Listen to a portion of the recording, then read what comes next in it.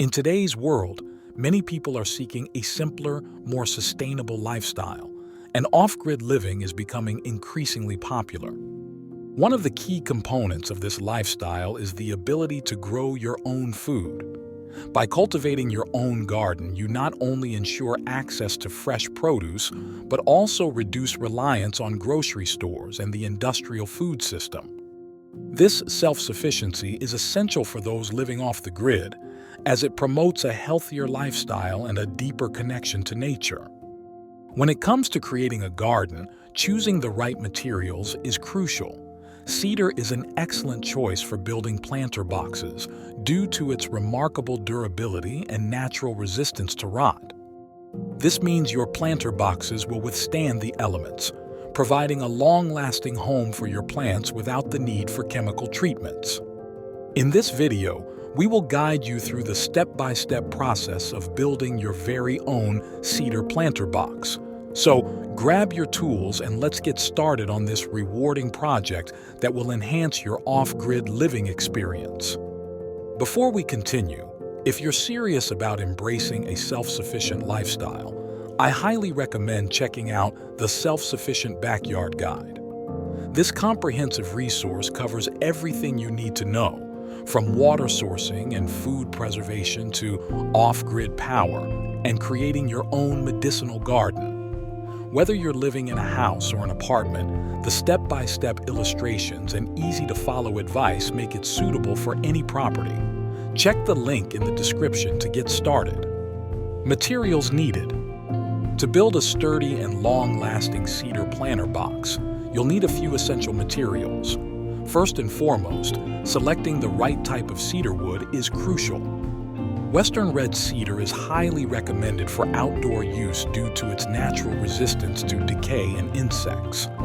Other suitable options include eastern red cedar and northern white cedar, both of which offer similar durability and aesthetic appeal.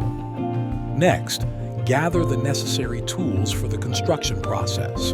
A saw is essential for cutting the cedar boards to the desired lengths, while a drill will help you create pilot holes and secure the pieces together. You'll also need screws, preferably stainless steel or galvanized, to ensure they withstand the outdoor elements without rusting. While not mandatory, using a wood sealant can provide added protection for your planter box. This optional item helps to enhance the wood's longevity by creating a barrier against moisture and UV rays. Planning your design. Start by assessing the space available in your off-grid setup. Consider factors such as sunlight exposure, accessibility, and proximity to your living area. Standard sizes can vary depending on the types of plants you intend to grow. For herbs, a smaller planter box measuring around 2 feet by 2 feet is often sufficient. If you're planning to cultivate vegetables, a larger box, such as 4 feet by 2 feet, will provide ample space for root development and growth. Remember, the more space you provide, the healthier your plants will thrive. Another critical aspect to consider is drainage and soil depth. Ensure your planter box is at least 12 inches deep to accommodate the root systems of most plants. Incorporating drainage holes at the bottom will prevent water from pooling, which can lead to root rot. Cutting the cedar. Now that you have your materials ready, it's time to cut the cedar wood to the desired dimensions for your planter box. Before you begin, safety should be your top priority. Always wear protective gear, including safety goggles and gloves, to shield yourself from wood splinters and debris. Ensure your workspace is clean and free of distractions to maintain focus while using saws and other cutting tools. Next, accurate measurement and marking are crucial for achieving precise cuts. Use a measuring tape to determine the lengths needed for each side of your planter box. Once you have your measurements, mark the wood clearly with a pencil or chalk. A square can help you create straight lines, ensuring your cuts are even and true.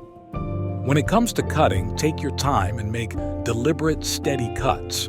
Rushing can lead to mistakes, which may result in uneven pieces that don't fit together well. Making precise cuts will not only enhance the overall appearance of your planter box, but also ensure a snug fit, making assembly easier.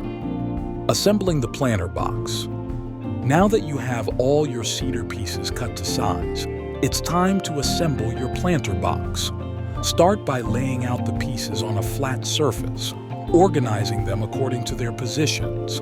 Begin with the bottom panel, which will serve as the foundation for your planter box. Next, take the side panels and position them vertically against the edges of the bottom panel. Using your drill, secure the side panels to the bottom by driving screws through the bottom into the edges of the side pieces. It's best to use at least 2 screws per side for added strength. For extra stability, consider applying wood glue along the edges before joining the pieces. This will create a strong bond and help prevent any wobbling over time. Once the sides are attached, move on to the end panels, repeating the same process. As you assemble, it's crucial to check for square corners. Use a carpenter's square to ensure that each corner forms a perfect right angle. This step is vital for creating a sturdy structure that will hold up against the elements. Finishing touches. Now that your planter box is assembled, it's time to add the finishing touches that will enhance both its longevity and aesthetics. One of the most important steps is to apply a natural wood sealant. This protective layer will guard against moisture, preventing rot and extending the life of your cedar planter box. Look for a sealant that is eco-friendly and safe for plants, ensuring that your garden remains healthy. Next, take the time to sand the edges and surfaces of your planter box. Using fine grit sandpaper, smooth out any rough spots or sharp edges. A smooth finish will enhance the overall appearance of your planter box and make it more enjoyable to use. If you want to add a personal touch, consider painting or staining your planter box. Choose colors or stains that complement your outdoor space and reflect your personal style. Just be sure to use products that are suitable for outdoor use and safe for plants. Planting and maintenance. Now that your cedar planter box is ready, it's time to dive into planting and maintenance to ensure a thriving garden. Start by selecting the right soil for your planter box. A high-quality potting mix is ideal as it provides the necessary nutrients and drainage for your plants. If you're growing vegetables, consider a soil blend specifically designed for edibles to promote healthy growth. Herbs, leafy greens, and compact vegetables like radishes or cherry tomatoes are excellent choices for smaller boxes. Be sure to group plants with similar sunlight and watering needs together for optimal growth. Watering techniques are crucial for maintaining healthy plants. Aim to water deeply but infrequently, allowing the soil to dry slightly between waterings. Regular maintenance is key to a successful garden. Make it a habit to check for weeds which can compete for nutrients and inspect your plants for pests. Before we wrap up this video, if you're serious about embracing a self-sufficient lifestyle, I highly recommend checking out the Self-Sufficient Backyard Guide. This comprehensive resource covers everything you need to know, from water sourcing and food preservation to off-grid power and creating your own medicinal garden. Whether you're living in a house or an apartment, the step-by-step illustrations and easy-to-follow advice make it suitable for any property. Check the link in the description to get started. In this video, we've explored the rewarding process of building a cedar planter box, a fantastic addition to your off-grid living setup. We discussed the importance of growing your own food, emphasizing how a planter box can enhance your self-sufficiency and connection to nature. By choosing cedar wood, you benefit from its durability and natural resistance to rot, ensuring your planter box stands the test of time.